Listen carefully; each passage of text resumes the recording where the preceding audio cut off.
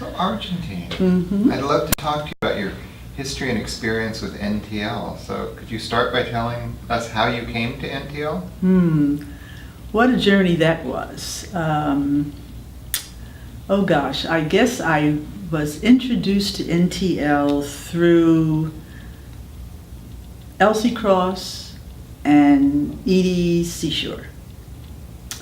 And that was part of a doctoral program that John Leake and Katie Kirkham and Delight Frost were in, and I was on the faculty. And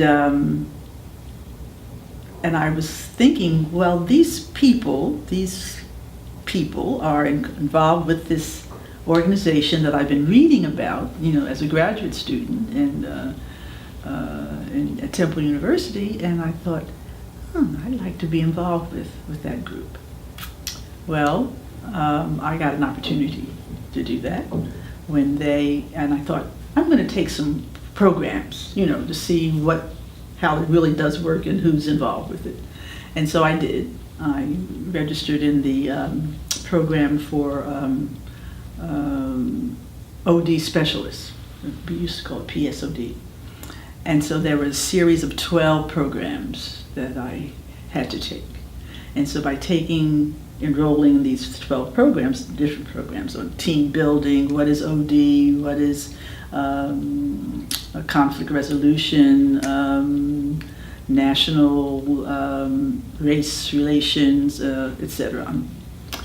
I said, okay. So I met the NTL trainers or facilitators, and I got content in the courses. So at the end of that, I thought that I wanted really to be part of this organization because I liked the people that were in it, and I liked the content, the method, Lewinian principles and practices and theories. And so I told them that I was interested. I told Edie and I told Elsie and my other colleagues, John Leake and Amanda Fother, that I was interested in becoming a member. So they contacted Robert Chen, who was chairperson of the membership committee, and he sent me this application form. Well, it looked like my dissertation. They were asking so many questions with references, and oh my God, I thought, I don't know if I need to spend time for this. It was really quite an application. But I said, okay, all the people that I like and enjoy being with and learning from are in this organization. I want to be part of it. So Edie Seashore and Amanda Fother and John Leake sponsored and recommended me. You need to have 3 people. 1 sponsor and 2 recommenders. That was it. Edie was my sponsor. So that was in 1985. And that's how I got involved with it.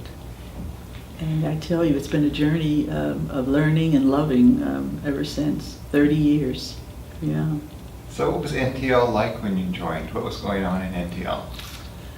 Let's see, in 85, I've been involved with it since 80. And it was, a lot of things were happening. A lot of community, university, research,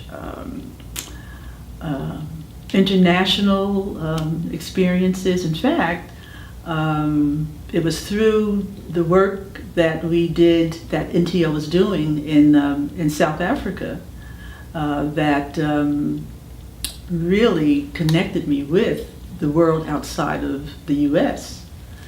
And I went to South Africa with Roger Ritvo and the late Mary Beth Peters and myself, and Don Coverdale was supposed to go with us, but he wasn't allowed in. Don or his brother? I'm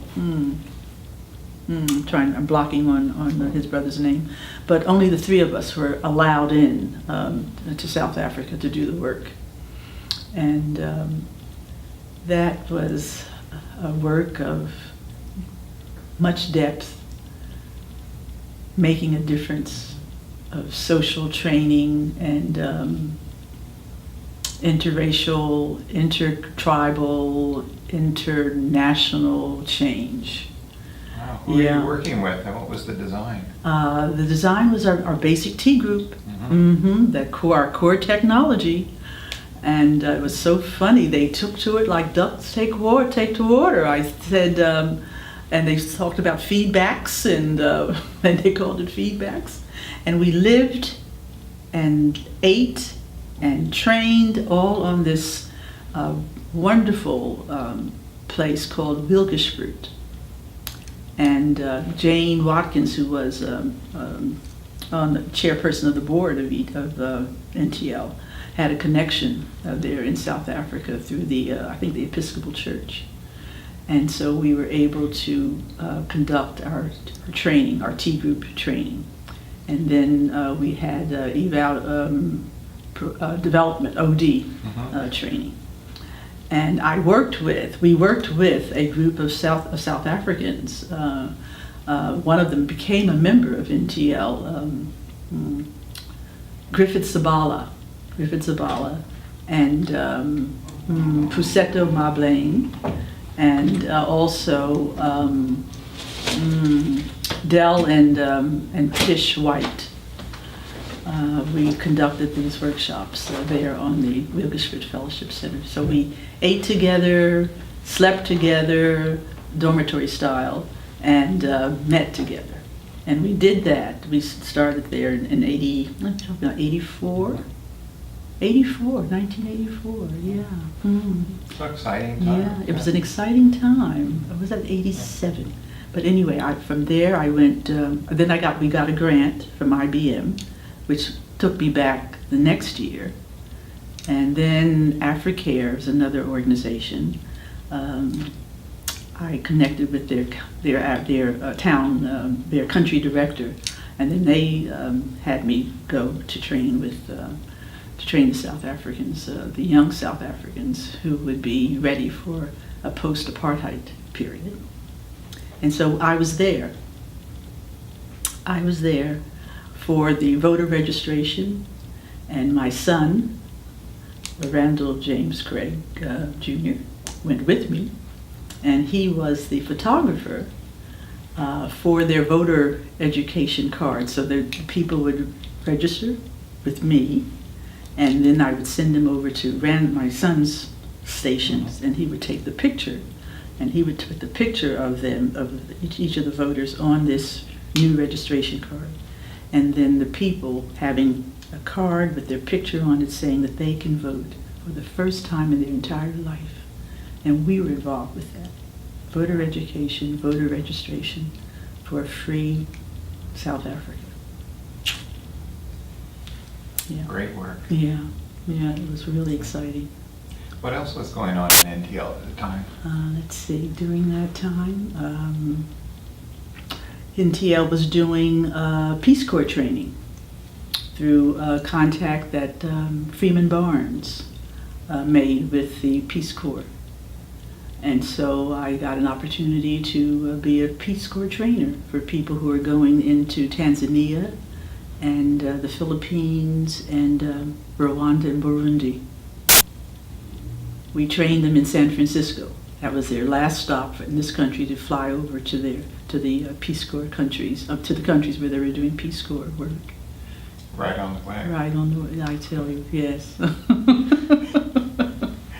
So many, change-making, social justice issues, combating oppression that NTL was involved with, and I was involved with through NTL. Yeah. Yeah. So can you tell me a favorite NTL story or two? Yeah. One that deals with identity.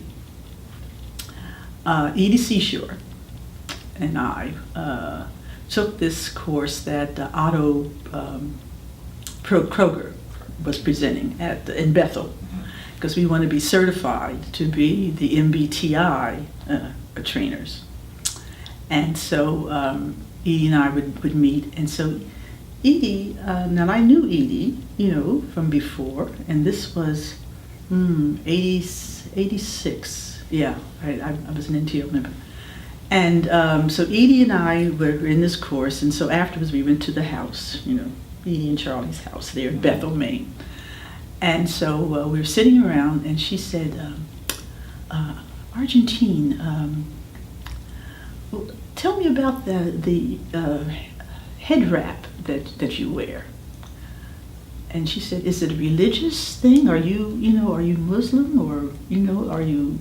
And I said, Edie, this is just a head wrap. It has no religious connotations at all. It's just, it's a good thing for the bad hair days, I said. And she said, oh, okay. She said, I've had you in a whole different frame of mind in terms of that turban that you were wearing and that head wrap that you were wearing. And so she said, but in an NTO way, I said, if you want to know an answer, you ask the question.